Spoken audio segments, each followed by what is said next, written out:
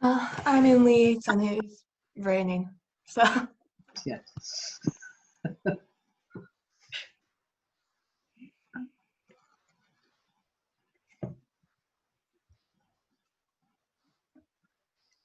Right, so I'm going to get started, and the first thing I'm going to do is hand over to our lovely panel, Liz, Amy, Anna, Amelia and Charlotte, to introduce yourself. Go in any order that you want and just say a bit about what you do. Shall I go first, girls? Charlotte? All right, my name is Liz Green. I work for the BBC. I'm based in Leeds. I am a journalist. I'm a radio producer and I am an award-winning presenter, lots of them. My mother's got them all, it's fine. I also taught, led the radio journalism course at Leeds University for a decade. I no longer do that because it was a great deal of hard work and I love my broadcasting. I also have made award-winning documentaries, but quite serious stuff, radio documentaries. So my breadth is that really, but I talk for a living. That's all you need to know. Want me to go? So I'm Amy Orton. I am a local democracy reporter for Leicestershire Live and the Leicester Mercury. So I don't know, I'll do the usual LDR spiel. So I don't know how much any of you might know about it, but basically we are paid for by the BBC, but we're hosted by local newspapers and we provide content for them, local radio stations, local weekly publications, and even things now, sort of like the micro publications on Facebook and things like that. Community publications can sign up to the scheme for free, and then they use all of our stuff. So I've been working for Leicestershire Live for 2.5 years now. Before that, I was on some of the smaller weeklies in Nottingham, Derby, and around those areas. And also having children and doing things like that took up a bit of time. And I sort of said when I first came on the call, I apologise if I disappear, but there's potentially a Leicester lockdown announcement this morning, so I'll have to actually do journalism rather than talk about doing journalism if that happens. Shall I go next? Yeah. Cool. My name's Anna Whittaker. I work for Reach, so same company as Amy. I work for the Derby Telegraph and Derbyshire Live. I'm a senior reporter, so I write about a bit of everything, but mostly health stuff more recently and news. I've been at the Derby Telegraph 2 years today, so it's my work anniversary today. And before that, this is my first reporter role. Before that, I was studying journalism at Sheffield University.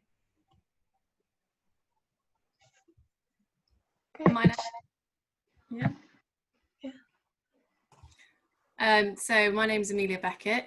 I work for Radio Air in Leeds, which is part of Bauer Media. So they have radio stations in most cities. So sometimes I kind of get swapped around. I'm currently actually in Newcastle, working on Metro Radio.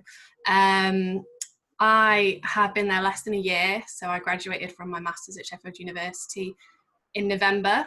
And I've started working full-time at Bauer from December, but before that I was working freelance at BBC Radio 4 on their consumer affairs programme You and Yours. I was lucky enough to get a month's placement there through Sheffield University and then some freelance shifts after that.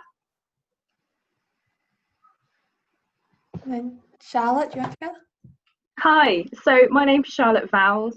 I am also working for Reach, but in a slightly different way to the others. So I'm a community reporter and I am part of the community news project, which is through Facebook. And my main purpose of my role at Devon Live is to report on underrepresented communities and people and issues that the media might not normally otherwise reach. Great. And I guess my next question is, I think something that comes up a lot when you're deciding your route into journalism is what made you choose regional journalism over national? So anyone can take that. I have done national. I think you've got to have the right circumstances and break to stay there. My family are here, and I think that's the biggest draw of all for me. Plus, I consider where I live to be home, and I'm fortunate to be able to broadcast to where I live. I'm currently doing regional shows at the weekend during this lockdown period, and there is something about knowing where you live, knowing what bothers the people who live there, the stories, apart from the diaried agenda, but the stories that we are interested in from whatever perspective we choose to work from. And I think I'm of a past generation to you in that I was lucky. I've had a longevity of a career. I've worked in commercial radio. I've worked in London for an independent company. And I think that the future for you is, it's already fascinating, the different areas that you are working in and how technology is changing the job. So I think to be like me in terms of longevity in one place is probably not something you're going to face. And I'm not sure, I don't think that's a bad thing, actually. And I think to be adaptable, understand the market, be able to work within your market and be open to new opportunities rather than just going and being in one place at one time, I think is really healthy. So I'm here because it kind of worked that way, with opportunities to go and do other things, but my base is here. I think I'm a dinosaur and there won't be any more like me. So embrace that one. That's great, and you're so right about having like your finger on the pulse of what's happening in your community and stories that are important to everyone. And I guess on the back of that, how do you make that connection with the community? Do you have any advice on how to do that? Again, yeah, I do. I'd like to tell you a quick story. I'm not going to be here all day, don't worry. But I think this illustrates something. And my quick story is about shoes. We all like shoes. I made a documentary at Auschwitz with 2 local kids, one Jewish, one Muslim, and a local MP. And the entire experience for me was summed up seeing the hill of shoes in Auschwitz, which are the shoes of those who've been left behind. And that's something I carried with me.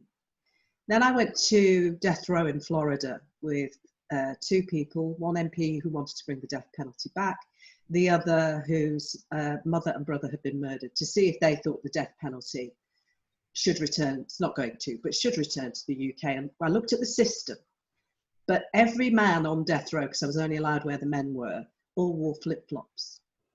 And it kind of summed it up. My third little story is I worked in the brothels. I went to Nevada and I went into the legal brothels of Nevada. And I'm telling you now, girls, they had marvellous shoes. They were wonderful shoes. And talked to them about legalising prostitution. I took with me 2 people. One was a former madam from Sheffield.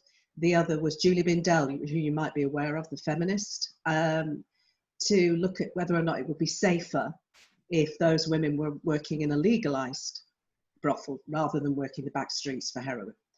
So the 3 shoes for me links it. And for you, it's an emblem, because I think you can tell everybody here has got a story, everybody. And we need to tell those stories in whichever medium we are working in. Now, if Leicester goes into lockdown, that's a new story, and you will be reflecting that one way or the other, but there will be people in lockdown, and then there'll be the decision makers and then the protesters. But for me, it's about the stories of those who were there. The precepts of journalism, which are facts, legality, making sure you've got the right clips, the right people to speak to, they kind of go without saying. For me, it's about how do I enable those stories in a way that I will remember, in the way I hope you remember the shoes. And that's what it is. It's the world around us and the people who tell the stories. And if you can do them as originals, in other words, stories that have never been told, power to you. That's great. Thank you so much. Does anyone else want to jump in? On the first question that you asked about kind of why did you choose to start off regionally, I think for me personally it's kind of a great starting point, especially working in a place where you've grown up, which I did grow up in Derby, because you've got that kind of connection already with a lot of, you know, friends and family that you have here, and then it's quite easy to build on that once you actually start as a reporter.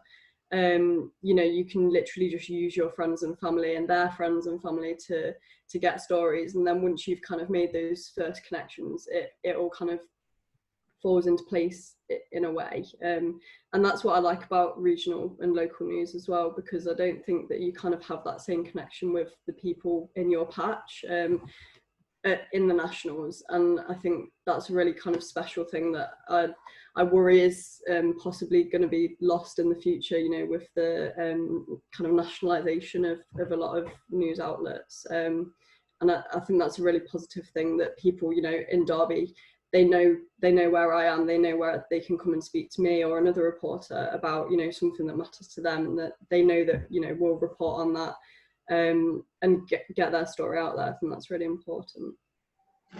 Yeah, I agree. It's having that element of trust with the people that you work or that you work around. You want them to feel safe, that their story is going to be in safe hands. Yeah.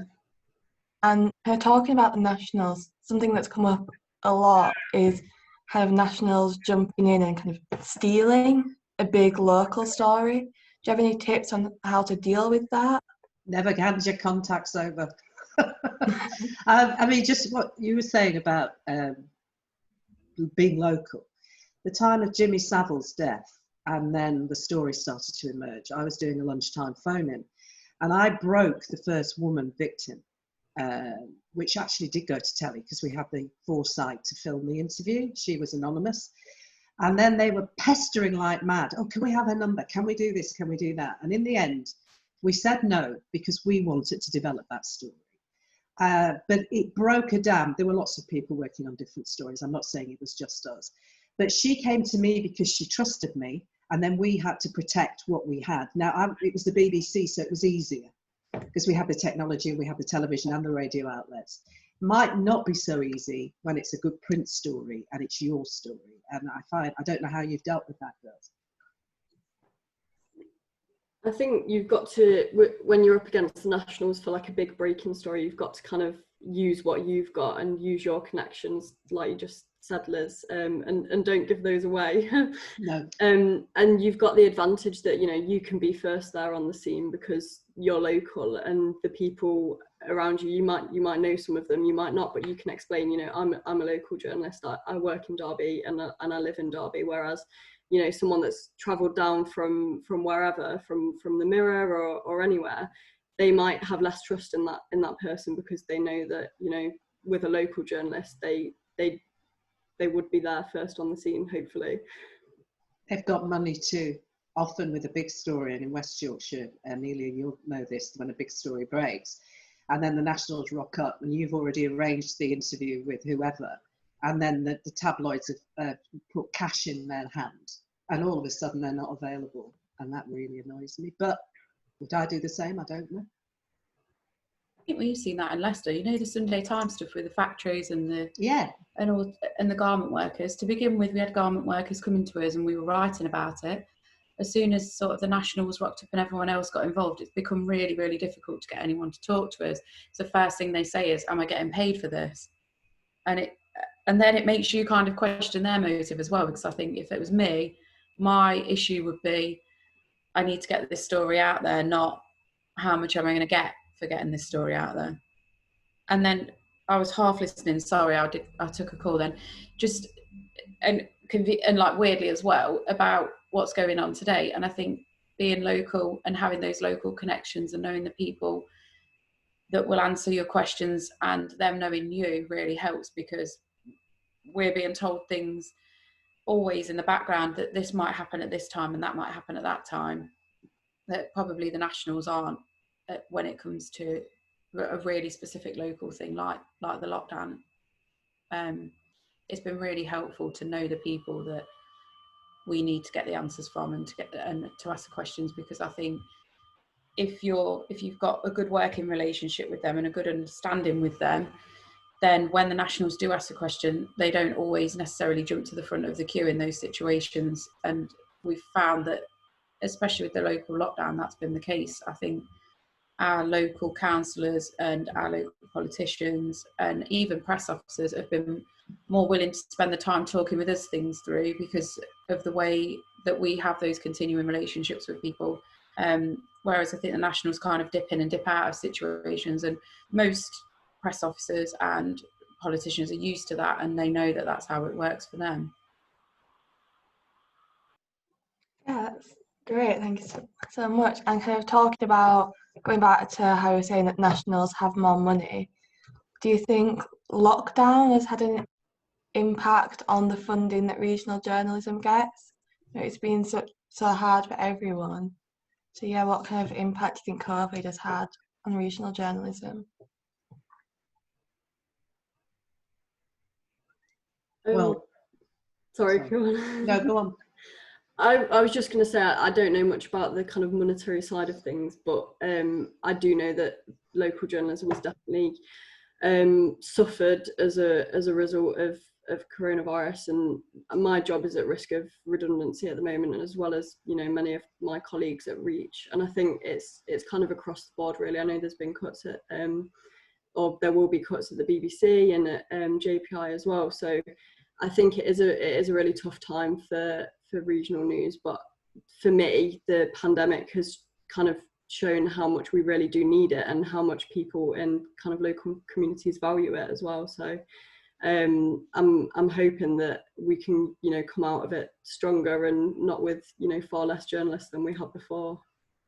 I'm hopeful of that too.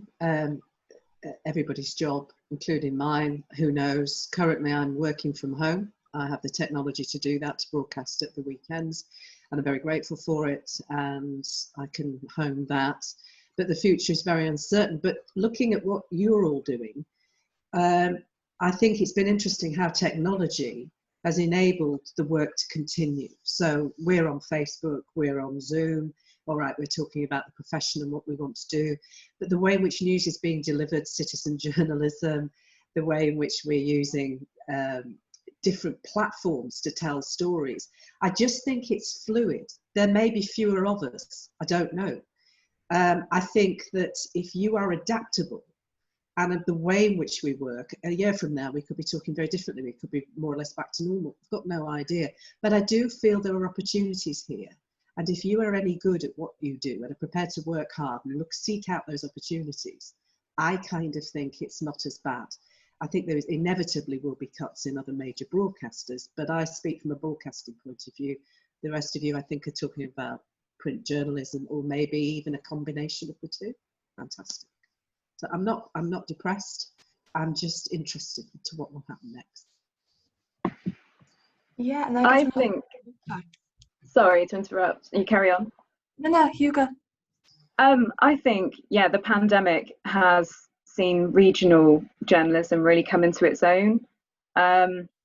Technology, obviously, as part of the scheme that I'm on, has played a huge role in my job, and has actually been really useful, because usually I would ring somebody if I couldn't go out and see them face to face, and obviously face to face would always be what I'd prefer.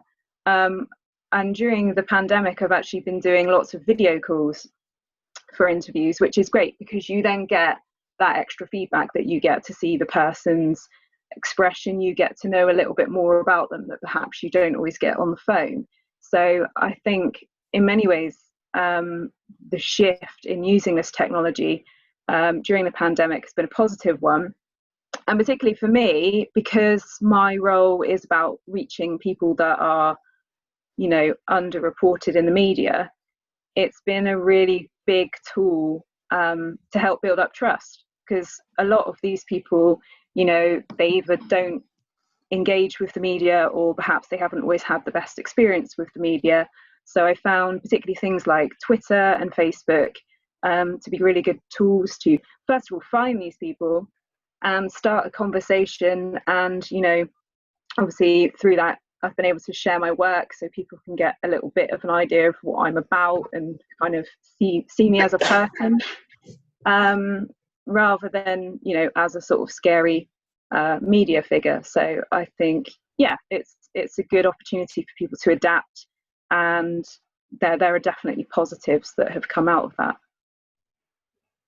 Yeah, definitely. And I think something I see in like my local community is that there's actually been quite a lot of positive stories about communities coming together, that I've only seen in regional journalism, and you're all kind of talking about adapting, and I feel like we have so many amazing radio people here, I can't not mention it. So how important do you think radio is for regional journalism?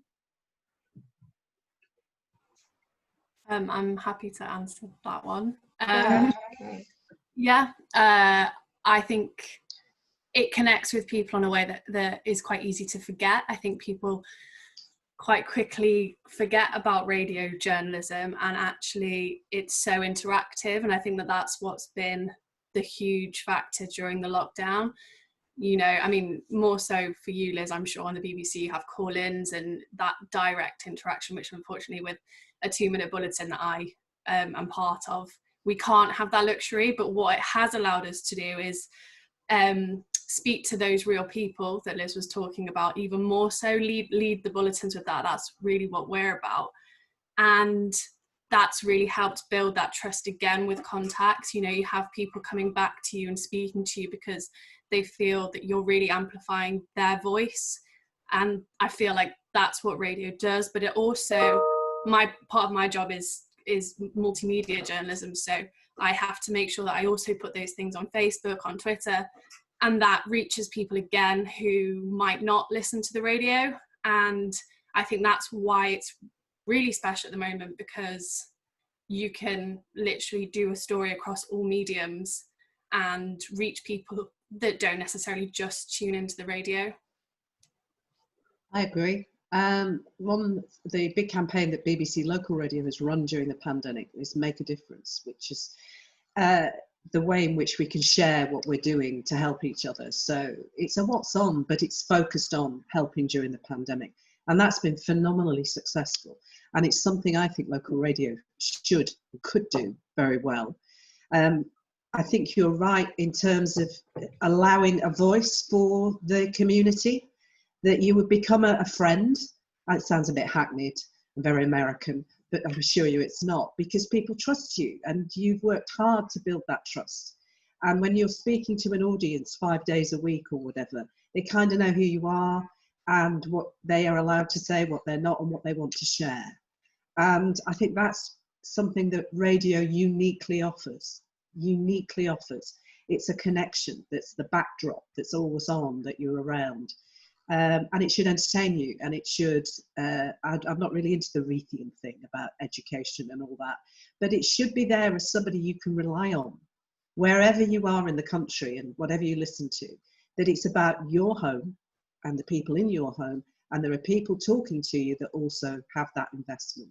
And during the pandemic, I think that's been quite amazing, and long may that continue. I don't know how long that will be. Yeah, definitely. And Amelia, you were talking about like multimedia journalism. How has that kind of shift happened? Have you noticed slowly it's becoming more and more important to get your reports out to all platforms? How has it kind of changed? Yeah, I mean, I'm obviously quite new in terms of my experience. So I would say I haven't ever really known any different. My course at Sheffield was very much tailored around, no matter whether you're writing for online, for a print outlet, or working in broadcasts, you still kind of need to develop the skills of everything at the moment.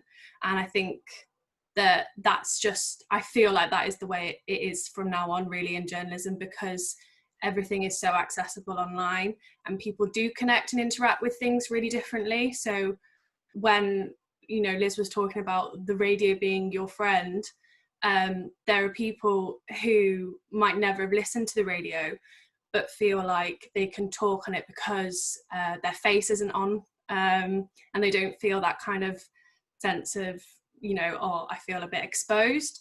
Same with print media, but then what you can do with that is you can think of creative ways to use that audio and get the message out on social media, because people do connect with things very differently now, generationally as well. I feel like we have to learn that younger generations kind of want the instant gratification of stories, and I think that's why it's so important to develop those skills for social media, print and broadcast. And there's so many things out there, apps that really are great for doing that. So yeah, that's just my experience, really. Yeah, that's great. And this is for everyone, what advice do you have to make your content like engaging on social media? I think what Amelia said was really interesting, actually, because when I started, which in journalism, which is about 11 years ago now, it was very much a paper-led thing. It was all about the newspaper, and the website was kind of like something we did on a Wednesday afternoon when the weekly deadline had passed and we needed to just put some stuff online. And so through my career, I've seen that shift completely, where it's about, let's get something online first now, and the paper it's not an afterthought, but it's not, because it's not as instant as the internet, it's not the first thing that needs thinking about in that way. And I think what Amelia said as well about all different skills is also so important, because when, especially just to keep using the lockdown as kind of a thing, but since the lockdown, I've been involved in so much more stuff like this, radio stuff, podcasts, and all things like that that I didn't really even think about doing before. But now I think I'll definitely, when I'm telling different stories, thinking, how can I do this in a different way? How can I reach a different part of the audience? Because there are people that like my age that have never bought a paper and won't ever buy a paper. But there are also people that have always bought a newspaper and won't read something on the internet before they read it in the paper. And I think we've also sort of, as an LDR, we've had the conversation before about sharing our stories. There's never somebody sat with the paper, listening to the radio, watching the TV, with a podcast on all at the same time. So while it might appear, the same story might appear across a lot of different platforms, there's not one person that sees that every time it appears. It's different people each time it appears. And I think that's something to always bear in mind. There are different ways and so there's then a different way of telling the story, but also approaching it as well, in the way that, something that would matter to me might not matter to, someone my mum's age or my granddad's age. So there's a way of adapting your approach, as well as the way that the platform you use to tell the story as well. Yeah, definitely. I think in terms of making your content engaging as well, obviously different companies will have different feelings around this, but if you're posting stuff on social media, like stories, I always think it's a good idea not to just post a link, maybe post like an extra comment about that story, or even better, post a question with it, so that you're then encouraging people to engage with you, engage with the story. And also things like Facebook groups can be really handy, first of all for getting stories, but also for staying in touch with your contacts. And that might not be, always about a story. Sometimes it's just, somebody comments on a story and you can just kind of ask them how they are, and it may be that later on they'll come with something. And even if they don't, they're still engaging with what you're doing, and you're still showing you're a person, rather than, like a bot that's just posting endless retweets or links. A Facebook Live, they can be a bit nerve-wracking, but I found that they're something that people have liked, because that gives them an opportunity to engage directly with you, and again see that you are a person and that they're talking to another person. And I think that can make people feel a bit more comfortable, if they know, a little bit more about you, and can see that, you're just another person at the end of the day. Yeah, definitely. I think being able to see that you're just another person helps build that trust. I guess another question kind of to do with social media is that nowadays there is just a constant stream of news, and kind of that pressure to be in the loop constantly. How do you deal with that? How do you get to that point where you say, actually, I need to set some boundaries for when I'm working and having my eye on the news, for work purposes and when I'm just on social media to enjoy social media. I haven't found that solution, but I've just checked my phone now as I was listening to you, Charlotte. I like the news, therefore I've got CNN on here, just because I'm very interested in what's going on over there currently with various issues, or I'll be watching News 24. I'm on this for Twitter and all the rest of it. I do use it for enjoyment, but I'm on it because I want to know. And I think if it's a chore to keep checking, then you've really got to say, well, are you interested or not? Because I don't think the world stops because you do. I'm not saying you become obsessive or ill and tied to it, but really it's about what you want. And if what you want is to find out what's going on, you've got so many options now. So I don't ever think to myself, oh, I should shut down now and watch cats on the internet, which I like very much. To me, it's all just part of the whole. Maybe I should need to get therapy. I don't. I completely agree with Liz there. It's really hard to switch off from social media, especially as Liz said, you've got so many options, and actually things like Twitter are great for gauging people's opinions on things. And I personally, there's a thing that, you know, about don't read the comments on your stories. If you're a journalist, I can't help but do that sometimes because I want to know what people think, and sometimes I think it shows up areas where people have actually got misconceptions, and then perhaps that leads to another story. You know, we're not there necessarily to change people's minds, but I think we are there to try and have a balance of conversation. And as I say, particularly where in the area that I'm working, it is about getting people's views out there that wouldn't necessarily always be heard. But from a practical point of view, obviously there's software out there that you can use. I use TweetDeck quite a lot. So if I know that I'm going to be out doing something, I'm not going to be available, I can just, you know, queue up some tweets and things to go out at a later date. But for me personally, I'd rather do that in the moment and see instantly, you know, what people think, and what else is out there. And obviously things like hashtags are brilliant because you can type in a particular topic and see straight away across the board what people think. And as I say, I'm in regional journalism, so it may not always be that those views are coming from Devon, but sometimes you can find a way of linking it back to your region. Yeah, that's great. I never really thought about like finding stuff that isn't linked to your region, but making that connection. I was going to add as well on the comments point. It is hard not to read the comments, and it is something that when I started, I don't know if it was the same for some of you guys, but you know, it was kind of digital first from the beginning. The paper does kind of come second, which I do think is a shame. But it's just people do want their news, you know, at the click of a finger now. And yeah, when I started, people said don't read the comments, especially on things like Facebook Lives, because you do get those kind of trolls that will just say anything about the fact that you've got yourself on there and it's your picture, it's not just your byline and your copy. I think it does open up a kind of a window for people that do want to give journalists hate online. I've noticed as well, someone's just asked how you kind of deal with online hate. You do have to have a thick skin with it, and that is why I do tend to avoid comments, especially on a story that, if it's kind of a personal story that I've written, kind of like an opinion piece or something that's a bit more controversial, I know that I'm not really going to get a second story or a follow-up out of it, so I don't see the point in reading the comments.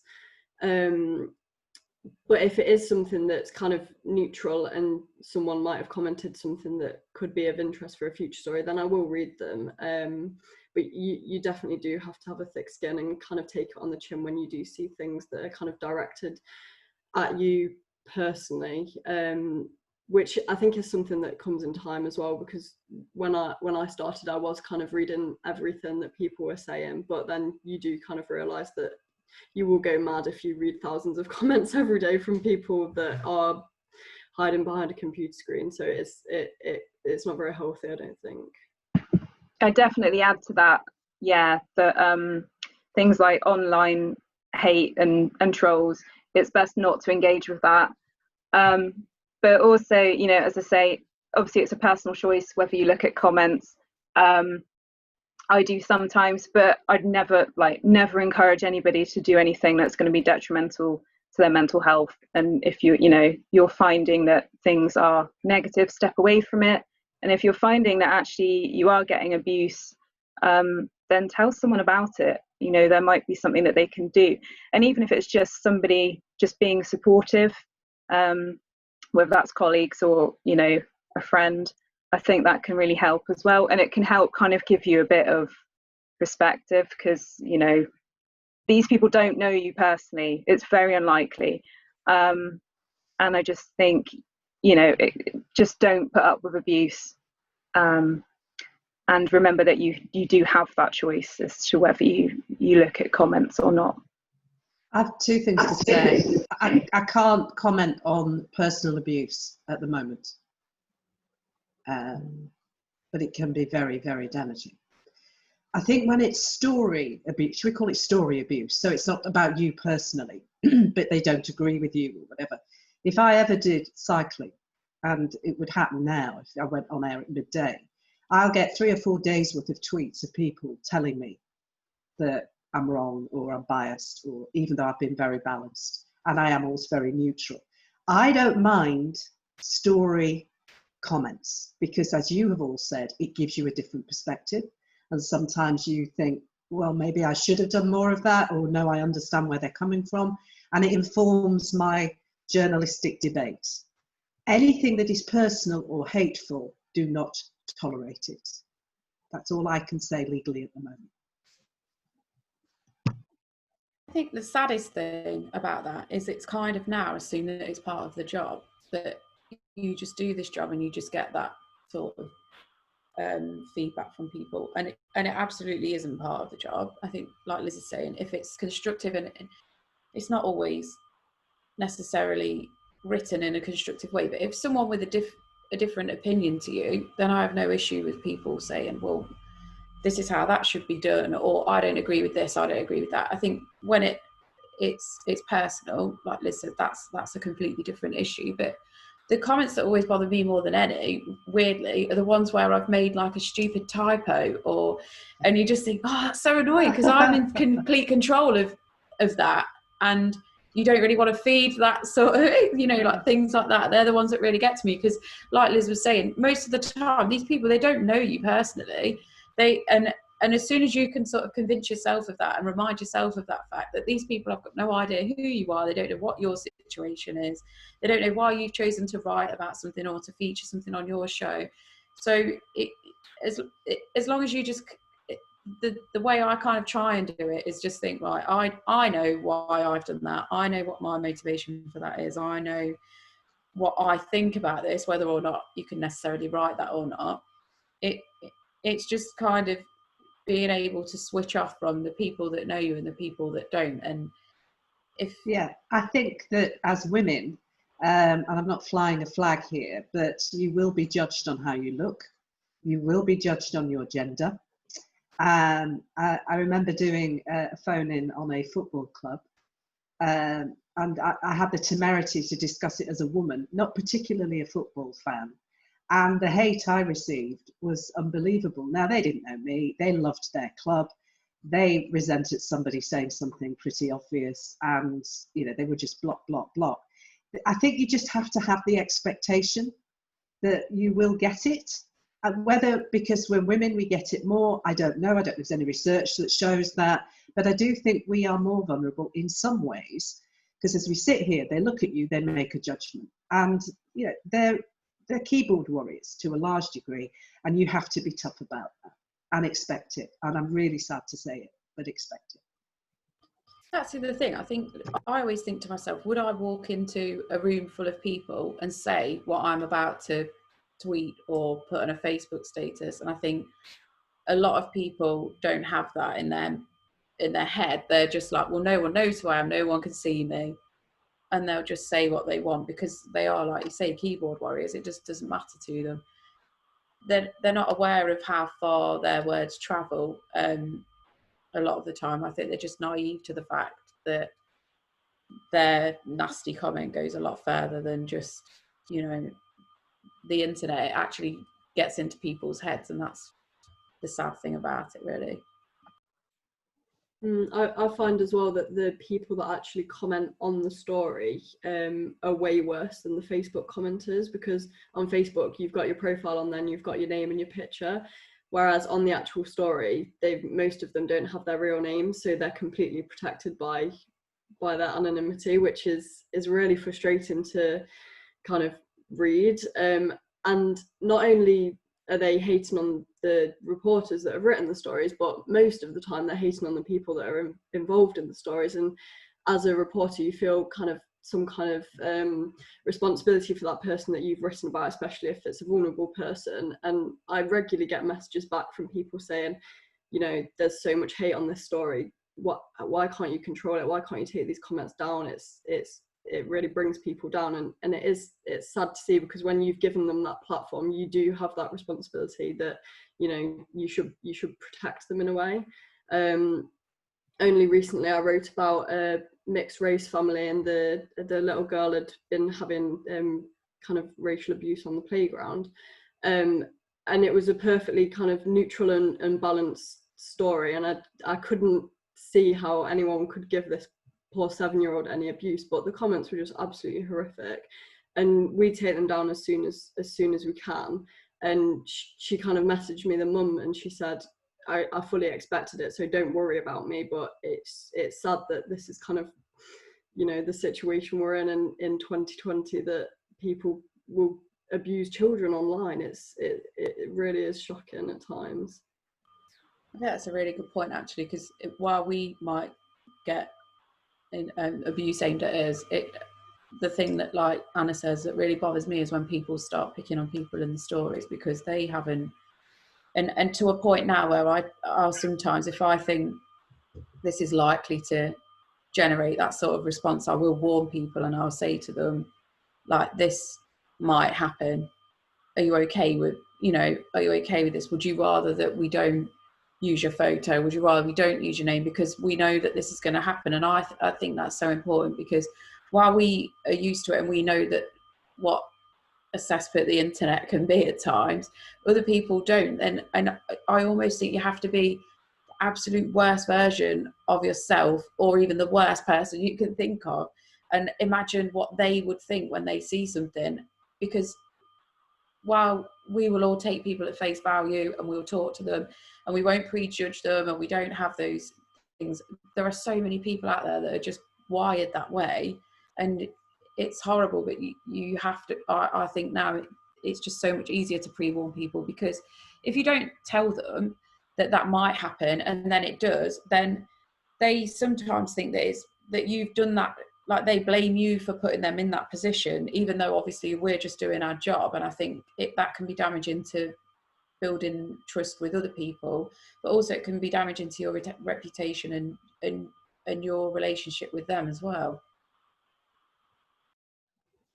I just want to add, I think on the back of what Amy was saying there, the trust thing is really important. And I think we're, as journalists, very aware of how we have this responsibility and how it's so important to tell those people's stories as truthfully and honestly as we can. And it feels like you put so much work into making sure that you do your job to the best of your ability, that it feels like the world of social media almost like discredits all of that. And I feel like it's really important when you're speaking to people and when you're speaking to your contacts, that you kind of help them understand that our job is very different to just something like blasted on social media. And I think that's really hard, because I feel like people do now just completely associate social media with news. And the two still are very different in my opinion. Yeah, definitely. I think it's sad that, you know, you have to warn people and say this might happen. And I definitely agree with what you were saying, Anna, that people can just leave a comment under fake name, no picture, and just like spew hate, and there's nothing you can do about it. But it's your story that you put out there, and you feel like that responsibility to protect the people, but you can't protect when you don't know where the hate is coming from. I definitely think it's such a shame that this is what we have to deal with just on social media. And I guess kind of looking at the future of regional journalism, do you think there's anything that should kind of change about how news and social media are so linked? Like Amelia, you were saying just then that you kind of don't think it's right how linked they are. Do you think there needs to be that change? Or yeah. I mean, it's such a hard one, isn't it? I think we're always surrounded by the question of fake news, and also social media companies' responsibility as well in disseminating fake news. I think social media is amazing, don't get me wrong. I think it's an amazing tool for reaching people. I just feel that there's become this kind of feeling that journalism is not necessarily is like as bad, is that there are those people that have the view that journalists are just as bad as fake news and social media. And I think it's our job to really highlight the responsibility we have and the work that we do to make sure that we do our job responsibly and properly. And I really, really hope that people understand that. I think it's a lot of misconceptions as well. I'll often find, like, if you're talking to people about things, they'll say, well, you know, Sharon's dad's boyfriend's girlfriend's brother put it on Facebook, so it must be true. And the worry for me is that people are more inclined to believe that stuff, and they'll quote that stuff to you, than when you've actually done the research, you've looked at the facts, you've stood that story up, they'll still just openly discredit you with no understanding at all of the work that's gone into something, just because someone who works in the garage down the road's brother heard someone else tell them something. And it's I think that's one of the main challenges that we have now, because people will so willingly share things, and so, you know, just see something on Facebook and like, oh, well, there you go then, that's true, you know, whereas we've worked really hard to stand stuff up, and they'll quite gladly just discredit that and say, oh, well, that can't be true because you always get stuff wrong, when actually that is not the case at all. I had a caller, we were doing vaccinations, whether or not you would have the corona vaccination when it was available. And this bloke rang me up from somewhere, I can't remember where now, in Yorkshire on Saturday. And he said, I'm never going to have vaccination. I said, well, so why are you an anti-vaxxer? He said, because they put dead fetuses and snakes stuff in it. And I went, where have you read that? Well, how do you know that? Oh, I've read it on the internet. I said, and you believe that to be true? Yes. So if somebody presented you with a vaccine which had the ingredients in it, you wouldn't believe them then, and you wouldn't have it? No.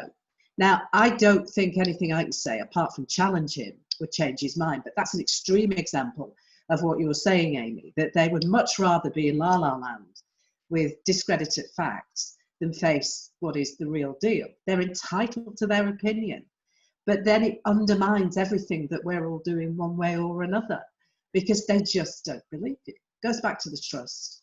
And I think regional journalism has a really good future if it adapts and changes. Whether there'll be as many people, I don't know. But I think we do have a connection to where we are. And I'm hoping that we can build that trust and ensure that it's there. That would be my view. I think it's incredibly important. I think, like, an example of that, when the lockdown was first announced in Leicester, they didn't have a map. It took hours for them to draw this map to say who was in and who was out of it. In the meantime, someone, and I don't know who these people are that do this stuff, but made a fake map and branded it all up with council logos, Public Health England logos, and started sharing it. At which point we started saying, that map is not the map, like, don't believe that map. But by then the damage was done already, because it had been shared so widely that everyone took that as the one, so that when the actual map came out, it was like, well, which one is it? And the confusion had already been created then. And I think people, again, were more inclined to share this one that wasn't real. I even had, like, people with my friends who I would consider wouldn't just look at something that someone had sent them and be like, oh yeah, I've just been sent this, here you go, like as if they were doing me a favour and helping me out, like I wouldn't be able to get the real map from somewhere else. And I think that's the worry. People are just so quick to believe things. They just look at something and think, oh yeah, that must be true, and then share it. And that's where, like I said, I just think that's a massive challenge for us all. I think it's ironic as well, like you just said, Amy, people are so quick to believe things they read on Facebook or on Twitter or whatever. Yet when we do a story, and like you said, we've had to stand that up and maybe even have it looked at by a lawyer or whatever, and people don't believe that, and instead they would question what we've written, but they wouldn't question some random old lady on Facebook that has written something. I just think, I don't know how we've got to that position where people will automatically, you know, look at one of our stories and think, oh, it's fake news. Why would we write fake news for fun? It does baffle me that people will automatically like to believe that the things that we've written aren't actually true, whereas they're absolutely fine to believe something that someone's posted on Facebook. Now as well, we perhaps never used to do this as much, but now if we don't know the answer to something, we're not necessarily afraid of saying we don't know the answer to something. I think it's better to say, it's occurred to us that this is a question that needs asking. We've asked the question, it's not been answered. So then it's not people saying, oh, well, this is stupid, how do you not know this? If we're able to say, well, we've asked, but we don't know, and I think that kind of validates us a little bit more and gives us a bit more credibility, especially like at the very beginning, like when I was saying about the map before, there were so many questions about who was involved, who was included in the lockdown, who wasn't included in the lockdown. And in the very, very early stages, like hours after that announcement, we asked so many questions, and in the end, we weren't getting answers to them. So we just started publicising the questions we'd asked in an attempt to stop people, like so that we didn't look like we were ignoring readers, we didn't look like we were ignoring people, and we were ignoring the issues that needed tackling. Because sometimes I think no response from like officials is viewed as a way of stopping a story from being told, whereas now I think it should be the opposite. I think we should be able to say, we've asked this question and we haven't had an answer. I think you still need to give reasonable amount of time. You still need to have those off the record discussions and those background discussions, you know, like, well, what we can tell you is this, it will be this long before we can confirm or deny that, or till we can get you a statement. They can give you the background and stuff like that, but I think just the fact that a radio silence and a no, we're not going to comment, shouldn't shut a story down anymore. I think I think things move too quickly in the news cycle for that to be allowed to happen.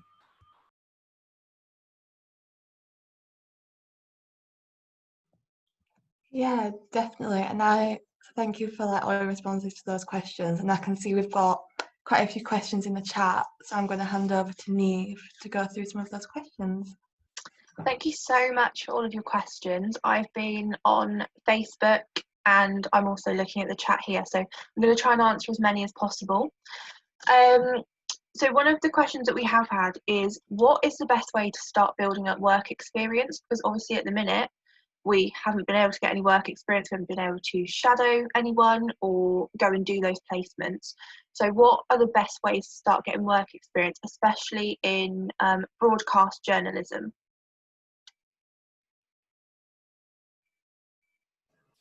Sorry, I was just unmuting.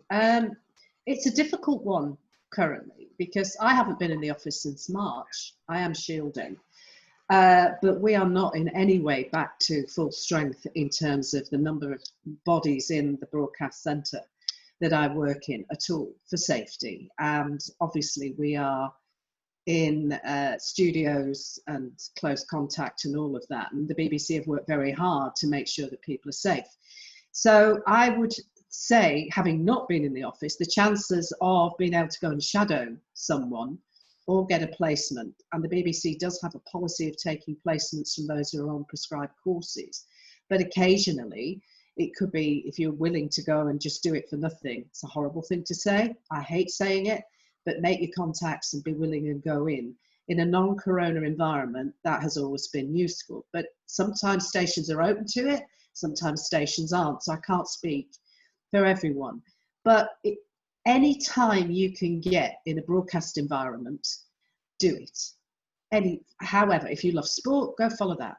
If you like news and current affairs, if you like the idea of, you know, being a disc jockey and sitting and playing records, if you want to run a phone in, if you want to be making news, and Amelia, I know we'll talk about from her perspective in a moment, in the newsroom.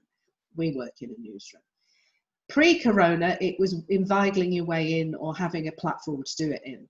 I don't know now how that's going to work, and that's disturbing, because the only way we feed our industry is to get people in that are good. If you do get in, my advice is this: those who last and those who make their mark come in without an agenda, make tea, this is men and women, are interested, have listened to the output, understand what is required. Don't come in and go, I've had people come in and just sit there on Facebook all day and don't interact, don't make the efforts, don't have any interest in it. And if they're asked, I had one last year, young woman, and we asked her to do a vox pop for, you know, different things. And she said, no, I'm doing the afternoons today, I'm not doing that. Well, from that point on, I wasn't interested. So I do think a lot of it, if you get in there, is about attitude. Know where you're going, know who the people are, know what the output is, take ideas in about what you could offer. And even if you have to hand them over to someone else, engage. Physically getting in the door at the moment, I don't think it's very likely because of corona, not because they don't want you. But make the contacts, see what you can do. If you can afford to go and do it for nothing, that will pay you well in the long term, because every day is experience. You'll see something, you'll learn something. That would be what I would suggest. And Amelia will talk about, I'm sure, what's in the newsroom scenario. Sorry, I just had to rush out to take a call. Were we talking about experience? Yeah. I mean, obviously with coronavirus, it is going to be very tricky to physically get in at the moment. But anything you can do in terms of just even asking for advice from different journalists. I've, you know, spoken to so many people who've been so open and receptive, and most people really are in this industry. It's so welcoming. And I think just talking to as many people as you can, and always thinking about what you can bring as well. I think it can sometimes be quite overwhelming when you think, I've got to get another story idea, I've got to speak to this other person, I've always got to have ideas in my mind. But actually, just the way you look at something that's already happening might be a different take that someone else hasn't thought of. And I think that even those slight little things that come to your mind, always speak up about them, always kind of try and develop them in some way. And even if you think, oh, you know, I don't have that work experience placement, I don't have that job interview, you can still be doing things that develop yourself as a journalist. I don't think if you feel like you're a journalist, you ever stop being one, even if you're not working. I mean, I was actually furloughed at the start of the pandemic for about 2 months. It was really hard because I was so upset not to be working. But I didn't just kind of, right, okay, that's it, that's me, you know, in bed every day. Like, you're always thinking, you're always developing things. And I think if you can do that as much as you can, that's so important. So that's my experience. And obviously, I was incredibly lucky to get the placement I did at Radio 4, but that just came off the back of pitching an idea. And so always write everything down that you think of, always keep it banked. And you never know when it might be useful. I think it's a really difficult one, the work experience thing at the moment, because physically, just being in a newsroom teaches you so much. Like, even so, like this many years into my career, I just find it so useful to be working alongside other people and hearing the way that they do things and asking, you know, just things like now, when you're writing a headline or when you're writing an intro, just to be able to turn to somebody next to you and say, oh, what do you think the best line is? Or how do you think the best way to do this is? I just think that's, like, I just really miss that side of it. And I think if you're a work experience person, just being in that environment teaches you so much. And I think you can never know whether you really want to do this job until you actually try and do it, because of the unique environment that a newsroom is.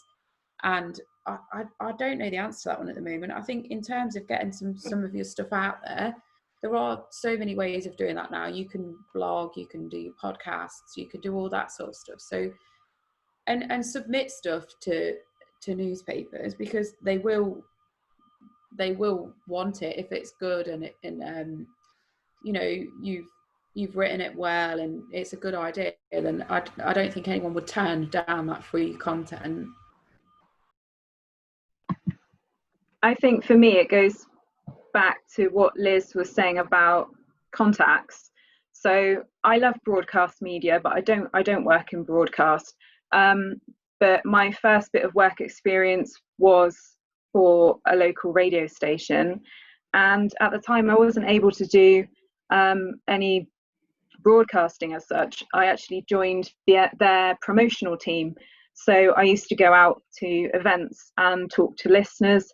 And I'll be honest, there was a lot of standing around in damp fields and long hours, but it was something that helped me learn about the audience, obviously make contact with you know, presenters and people working in that area, and it eventually led on to other things. So I originally volunteered, I then was offered some paid work, and when I first became interested in journalism, and we're talking, you know, a decade ago and more, it was really hard because I didn't know anybody. So what I did is I just approached some journalists whose work I liked, and just sent them an email and said, you know, I'm interested, have you got any advice? And, you know, 9 out of 10 people responded really, really positively to that. So I think don't be afraid to approach people as well. If you've got free time during lockdown and all this, then it's a good chance to kind of have a look around. I think social media's made it easier as well to contact people, particularly things like Twitter, without being too intrusive and sort of going for people's personal Facebook accounts. But I think in terms of work experience, there's lots of things that you can do that don't necessarily, you know, they're not necessarily your dream job, or they're not necessarily in the area that you want to work in eventually, but they will teach you a lot of skills. I mean, I spent 4 years volunteering for my local hospital radio station, and, you know, hospital radio sometimes is something that people, you know, have a bit of a chuckle about, but actually it was great because it got me out talking to people. It taught me some very basic presenting skills, and, you know, I'm not doing that now, I work online, but these were all things that as a journalist you need to know how to do. You need to know how to connect with people, and you need to be happy to go out and speak to people that you wouldn't necessarily know. And once again, that led on to making other contacts and with people that are, you know, now working professionally in the area. So I think, you know, as Liz said, don't be afraid to be the person that's making the tea, because you don't know what might come from that in the future.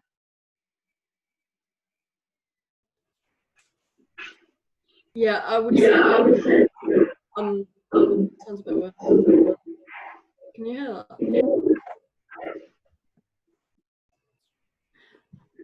Can you hear me all right? Yeah, that was Yeah. spooky. That was spooky. There's a story. I got my job through doing work experience and just basically forcing the editors to know my name. And I think that is going to be such a struggle now for young journalists wanting to kind of break into the industry during the pandemic. But it's not impossible, and I think you can still do things. So just email them and pitch some ideas, and yeah, you might not be paid for it at the moment because of the difficulties that a lot of places are having, but I think just still getting your name out there is definitely worth it. And I don't know if places are offering kind of virtual work experience as well, but that might be kind of worth pursuing too. And hopefully it won't be too long before we can be back in the office and we can kind of offer like distanced work experience to people, because it is so important, and it's such a good way for employers to kind of find out you know, new people who have just graduated, or people that want to kind of get into the industry, or people that are at university and they want to work as a journalist when they've finished. It is such a good way in, and that was kind of my top tip that I'd written down, advice for people who do want to, you know, become a reporter or a broadcaster. Just try and get as much work experience as you can, and if you can't at the moment, then try and write and try and pitch and just do as much as you can to kind of get your name out there, and hopefully it will work, and you will get noticed. And when in the future, when people are looking for jobs, and when employers are looking who they can, you know, ask to apply, they will remember your name if you did something particularly impressive. And that's what happened to me. I did 2 work experience placements, and then I got asked to apply for the job when I was still at uni, and I just think it's just invaluable to kind of get your name out there. Thank you. I can fully vouch for it. You know, be brave, put yourself out there a little bit more, and you never know what's going to come from it. And I can fully say that from experience at the minute. So we were talking a little bit about like stereotypes and stigma around the journalism industry, and we've had 2 questions that kind of touch on that. And one of them that we've had is, do you think there's a stereotype that there's a limit to career progression in regional versus national journalism? Do you think that's true?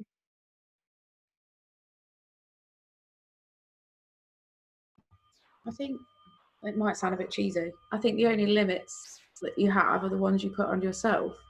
Like, if you, whichever way you want to go, it's up to you to sort of find those opportunities and take them. I think, like Liz said earlier, I think there's a lot to be said, and I still work in a place that I've lived and lived forever, and I think a lot of people think that that's kind of boring and sad, and but I don't think that at all. I think it means that I'm connected to the area that I'm working in. And while I think, especially before I had my children, I might have liked to branch out into the nationals and do that sort of stuff, now I realise that work-life balance-wise and also job satisfaction-wise, I think working locally and in regional journalism is better for me. Like I say, I think if you want to pursue a career in the nationals, then that's up to you, and there are ways to do it. But I don't think there are any limits. I think if the opportunities are there, then you should take them. Yeah, I agree. I think there is a sniffiness about being local or regional from those who are in nationals. But I think your limits, if, as you have just said, Amy, if you self-limit, oh, I can't do that, oh, there's no way, then you won't. So I think you've got to decide what you want and then try and work out a way of getting there. And if you want to write for a national or present on 5 Live or Radio 4 or Radio 2 or Radio 1, then you've got to think, how am I going to do it? Are they going to stand there and sort of sigh because you're local or regionally started? No. So many people begin their careers in those environments, and so many people have long and very successful careers in those environments. I don't see, if you're asking if there's a glass ceiling or that somehow you would be penalised, I've not seen it. I think it's what we want, who we meet, and how we make it happen. That would be my view. If you want to do it. But the one thing I will say, do something you love. Don't do it because you think you should. Don't get stuck in a job where you hate it and you're not doing what you think you're capable of. Don't do that. Do what you love. Because it's 40 hours a week plus. Do it right.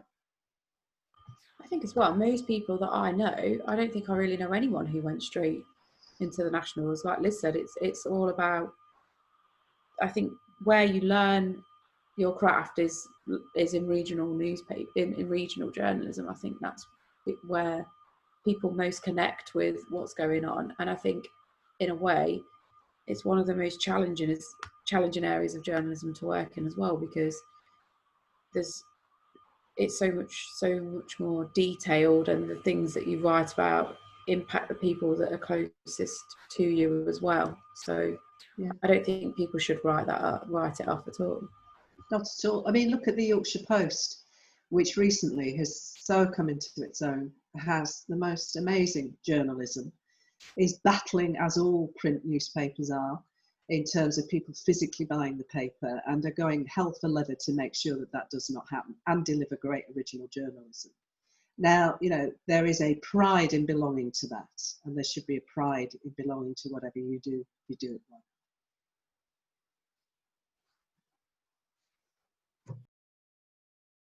So one of the other questions that we've had is, when out and about and talking to sources for stories, how do you overcome the problem of, as soon as you approach someone and you say, oh, I'm a journalist, if they put their guard up or they walk away or they don't want to speak or talk to you, how do you kind of overcome this to kind of gain a source's trust?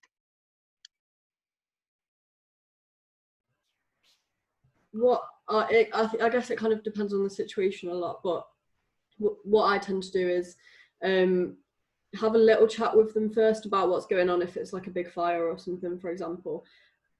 And then I kind of slip in, oh, by the way, I'm from the Derby Telegraph. I was just wondering if I could have a bit more of a further chat with you. Don't go in all guns blazing and say, I'm a journalist, what do you think about this? Because yeah, people will put their guard up and they'll probably think that you're going to take a photo of them and put it on the front page, which obviously isn't true. So I think you've got to be very friendly, and you've got to kind of get to know them in a way when you are chatting to them. And obviously when I say I'd kind of slip in that I'm a journalist, I don't mean that I will kind of write everything down that they've said and then at the end say, oh, by the way, can I use what you've just told me? Because I think that's another way that they are going to put their guard up and just say no. But you've got to find a balance between you know, asking them what they know, and also not putting them off and not going in all guns blazing and scaring them. I've got a good visual with most people, and some of you have done these courses. If you're on a broadcast journalist course, one of the first things you'll do is a vox pop, which means you go out with a microphone and you ask people, you know, what knickers have you got on, or what do you think about Donald Trump, or should they stop vehicles with diesel coming into Leeds? And so now the last thing you should ever do is walk up to someone and hold up the microphone, say, can I ask you? I hide the microphone initially, say, hi, how are you? Do you mind if I talk to you? And I have a bit of a dialogue, and then I would say, well, I've got a microphone, can we just have a chat? Don't worry, it's just going to sit here. And they're disarmed in a very nice way. So then they're more likely to speak to you than if I walked up to any of you now with a microphone and went, what do you think about the fact they're going to lock down Leicester again today? You'd go, oh, no, I can't. So it's about subtlety, establishing a trust, and then asking them if you can do it. Some people will walk away from you. That's not personal, they're just frightened. You've got to be careful, and same on the phone. I mean, I always declare who I am if there's a story going on. I say, it's Liz, and I'm calling for the BBC. Just, can I talk to you about X? And then hopefully I can get them to come on and talk to us. But it's about being, it's, as you said, Anna, it's about the circumstance and how much you tell them, how fast. But you have to have the integrity. Do you agree, Amy? Yeah, I think you've got to be adaptable in your approach as well. So I think if you're talking to someone who, like Anna says, is stood next to a fire, then I think that's a different way. That's a completely different approach to someone who's maybe the victim of domestic violence or the parent of a child with special needs. I think in those situations, it's about building up that trust before you decide where the story goes or what narrative, you know, what I don't know, the way that you're going to tell that story. So before lockdown, I would always prefer to go and speak to somebody face to face, because I just think you can gain so much more trust from them by doing it that way. I think you can do it over the phone, but it's just not the same. I think you need to be sat across from somebody, you know, the mum of a child who is battling to get her kid a place in school.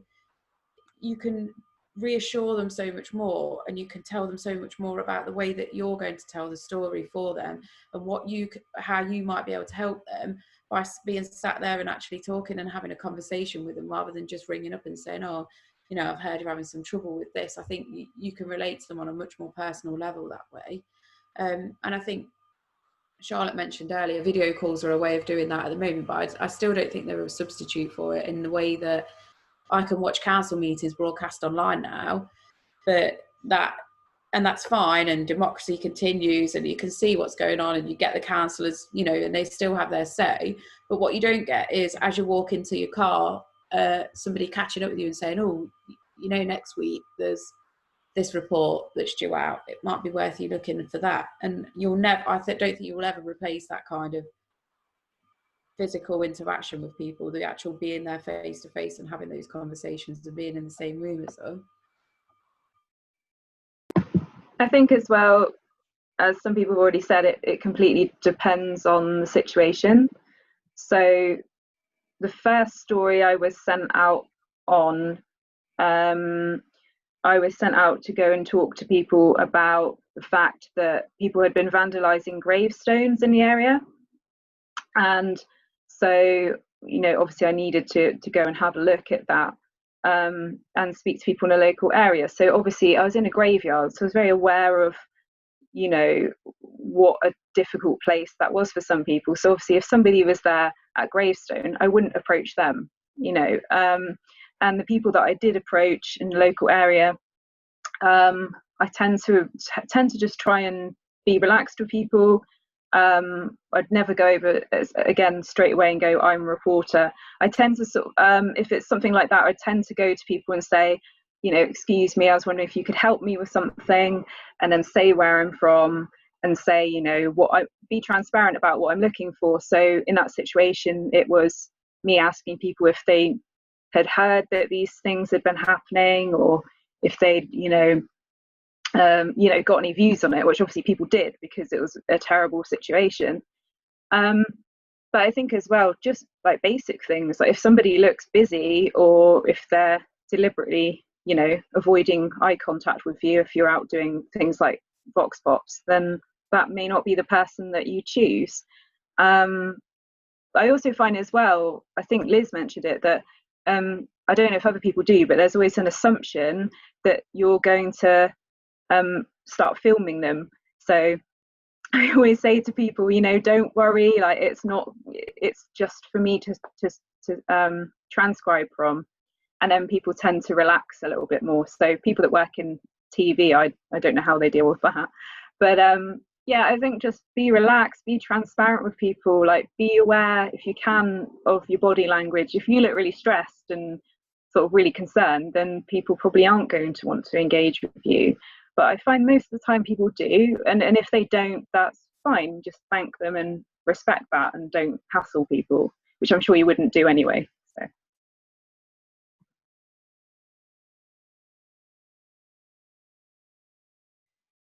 Thank you. Thank you so much. I'm going to wrap it up. We've had so many lovely questions, and thank you so much for asking them. Thank you so much to our panel for coming today. We do really appreciate it. I know some of you were a little bit last minute, so thank you so much. If anyone does have any other questions, is anyone able to message you guys on Twitter or anything like that? Yeah? Fantastic. So yeah, go and follow all of our panelists on Twitter, because then you can go and ask them any extra questions. You can find me and Orla on Twitter and Empowered Journalism. We have a couple more workshops coming up as well. If you have any ideas for workshops, then let us know. And if you want to be a contributor for Empowered Journalism, then all of the information will be